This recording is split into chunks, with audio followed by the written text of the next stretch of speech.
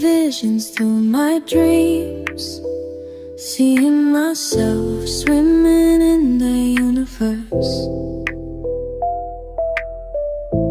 My ancestors gave me gifts to read cards, predict and heal. My name is Daphne, but spirit calls me Babylon.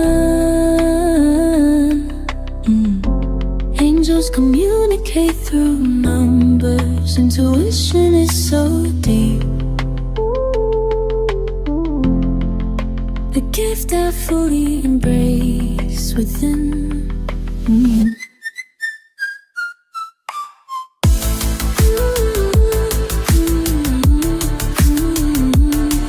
Nauubos na ang pagmamahal mo sa kanya, no? Pinaglalaban mo ito, actually pinaglaban mo na nga, marami kang nakaaway, no? Marami kang nakasamaan ng loob dahil sa relationship na ito. Pero parang ngayon, sinasabi mo na sana pala nakinig ako, no? Sa mga taong yon. Ngayon parang iba yung ipinapakita ni person, iba yung ugali niya ngayon. Emotional withdrawal, no? Ito yung mahirap dyan kapag ikaw na mismo yung nasabi mo na sa sarili mo na I think that this is the time for me to remove myself, distance myself dahil hindi na nagiging healthy, no? Itong relasyon. It felt like na parang palagi ang away na lang, no? Yung misunderstanding, yung away, naging routine, no, dito sa relationship with the triumph in here. Noong una medyo inaano pa Medyo sinasabi mo, kaya ko pang tiisin, baka magbago pa. You gave your person a chance, not just isang beses, hindi lang din ito siguro dalawa, tatlo, baka ilang beses na with a conflict and defeat.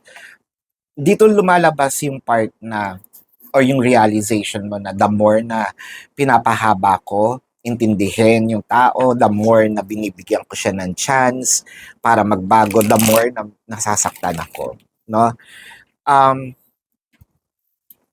Parang nandito ka na sa waking moment ngayon, no, na hindi ito this is not a relationship that I signed up for. Hindi ito ang relasyon na para sa akin. Ayoko ng ganitong relasyon. Ayokong mabubuhay ako, no, sa relasyon na ako palagi ang nanunuyo, ako palagi ang nag-aayos ng problema namin, which I feel like wala namang effort na ginagawa si person. This strength card. So nakikita natin dito yung kawalan mo rin ng ganang kausapin, makipag-usap, magpaliwanag. Parang sinasabi mo dito, ay sige na, bahala ka na, no? Kung ano yung gusto mong isipin, go ahead, no? Kung ano rin yung iniisip ng ibang tao sa iyo, tapos na rin akong ipaglaban ka. Tapos na rin, parang napagod ako, no? Napagod akong kumalaban ng ibang tao para lang sa'yo, no? Mahirap tulungan ng isang tao kasi lalo na kung ayaw magpatulong. With the King of Cups and the Queen of Wands. Ngayon, I think na kung dati palagi mo siyang kinakausap, palagi meron siyang naririnig sa'yo, I think ngayon, tahimik ka. Wala naman dun yung, sabihin natin, nag-iba lang yung feeling mo or nag-iba na yung feeling mo. Pero kahit papano, ramdam mo pa rin na meron pa rin pagmamahal, kahit papano. So, you can say that I'm still loving you, or probably I'm loving you from afar.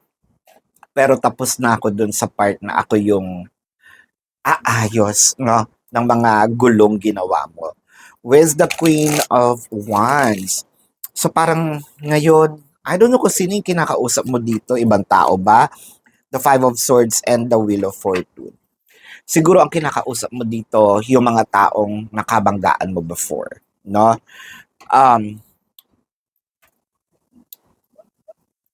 sabihin nating humingi ka ng tawad, no?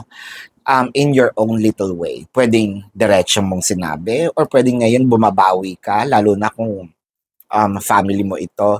So ngayon parang yun ang ka-close mo, no?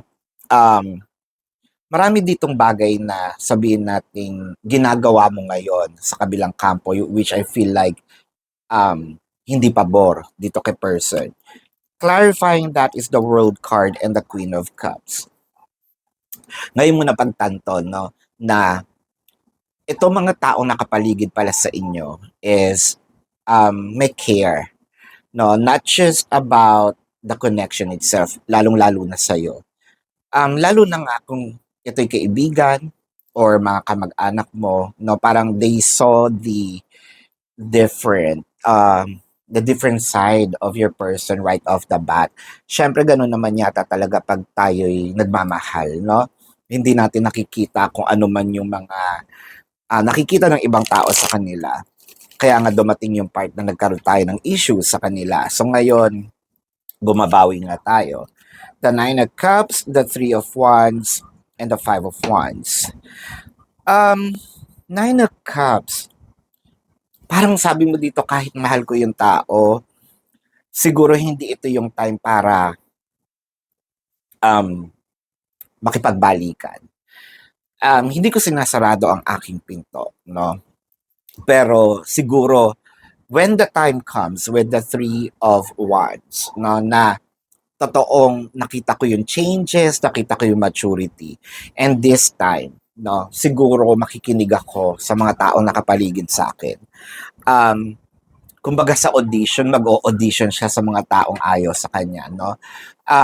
Pero papakiusapan mo rin itong mga taong ito na give your person, no, another chance in time, kung sakaling magbabago nga, kung sakaling babalik nga.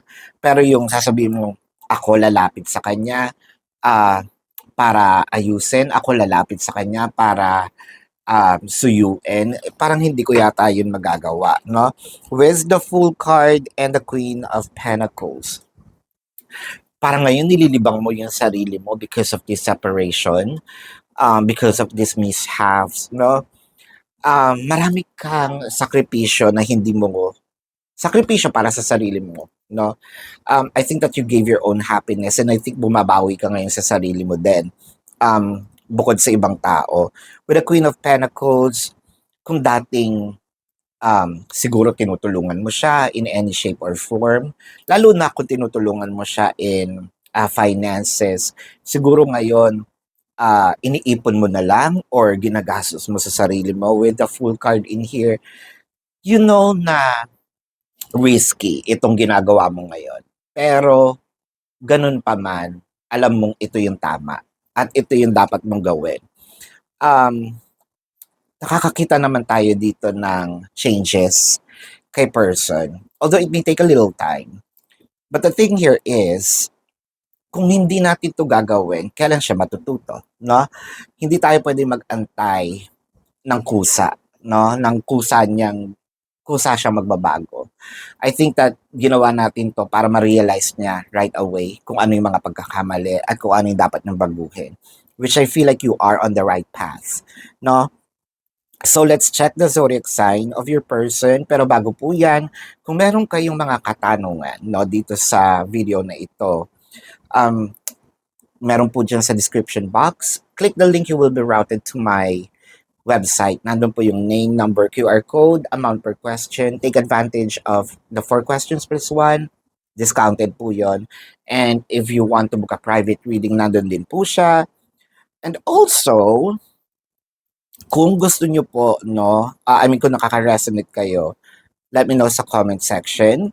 Now, let's check the zodiac sign of your person. This can be their sun sign or a placement in their chart. Taurus, Aries, Leo, Sagittarius, Cancer, Pisces, Scorpio is here, Gemini, Aquarius, Libra, yan, Capricorn, and Virgo. This is your reading. Maraming salamat. Love and light. Namaste. See you po sa susunod na readings. Goodbye.